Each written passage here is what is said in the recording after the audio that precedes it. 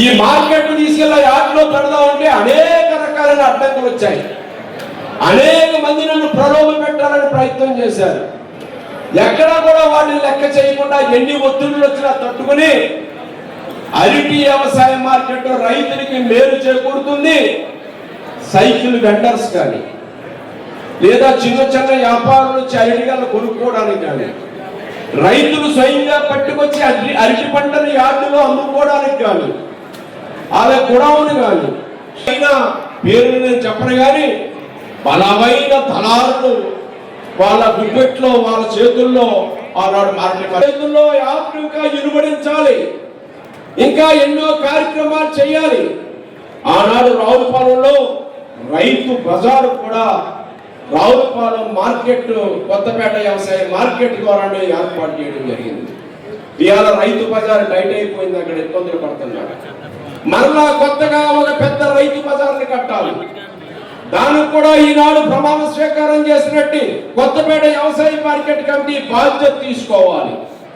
ఇంకా కొత్తపేట రావులపాలెం మార్కెట్ యార్డ్ని ఇంకా రెనోవేట్ చేయాలి. అక్కడ కోల్డ్ స్టోరేజ్ తేవాలి. ఇంకా ఫుడ్ ప్రాసెసింగ్ యూనిట్లు తేవాలి. అరటి కొబ్బరి ఆధారిత పరిశ్రమలు తేవాలి. ఇంకా ఎంతవరకు రైతులకు మేలు చేయగలమో అరటి అనే పంటని, అరటి అంటే తోటలో గెలలు పండించి ఆ గెలలు అమ్ముకోవడం కాకుండా అరటి నుంచి అనుబంధ ఉత్పత్తులైనటువంటి అనేక ఫుడ్ ప్రాసెసింగ్ వాల్యుయేషన్ చేసి ఒక అరటి పండు నుంచి, అరటి డొప్ప నుంచి, అరటి తొక్క నుంచి అనేకటువంటి పరిశ్రమలు తీసుకొచ్చే అవకాశాలు ఉన్నాయి.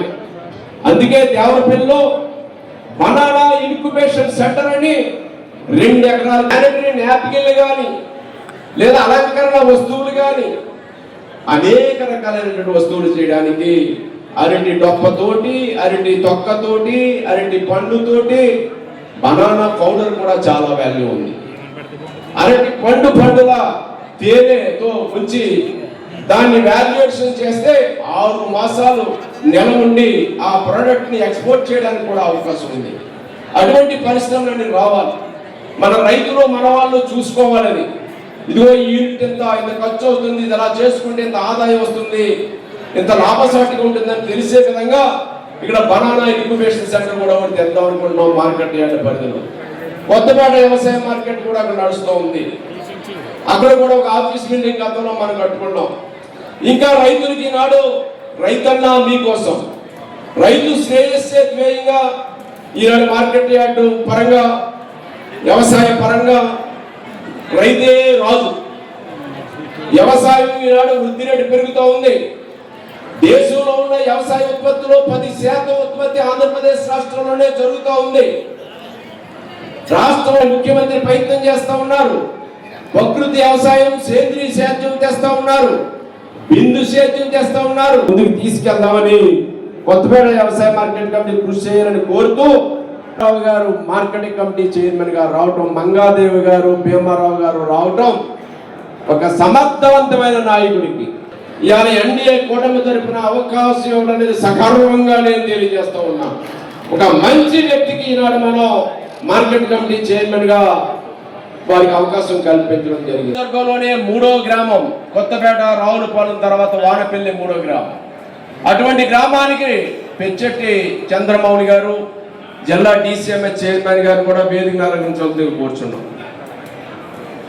అటువంటి గ్రామంలో వారు పెట్టిన మనిషి ఒకసారి సర్పంచ్గా, 2 సార్లు వారు సర్పంచ్గా, ఒకసారి వారి సతీమణి సర్పంచ్గా, 20 సంవత్సరాలుగా పంచాయతీ ప్రెసిడెంట్గా వానపల్లి గ్రామం బాగా మారుమూల వెనకబడిన గ్రామాన్ని గౌరవ ముఖ్యమంత్రి నారా చంద్రబాబు నాయుడు గారు కూడా ఆ గ్రామం రావడం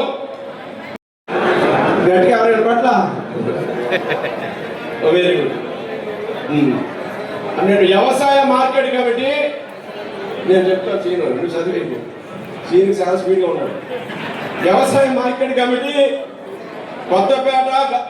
కొత్తపేట డాష్ అంటే మళ్ళీ మీ పదం అనుకోండి, ఉపాధ్యక్షులు అని మీరేం చైర్మన్ గారు, రాజ్యాంగమునకు బద్ధుడనై చట్టబద్ధంగా నిస్వార్థంతో నిజాయితీగా బంధు ప్రీతికి అతీతముగా ప్రజాసేవ మరియు రైతు సేవయే ధ్యేయముగా పరిపాలన చేయగలనని, కొత్తపేట అభివృద్ధికి అహర్నిశలు కృషి చేయగలనని మనస వాచ దైవ సాక్షిగా ప్రమాణం చేయుచున్నాను.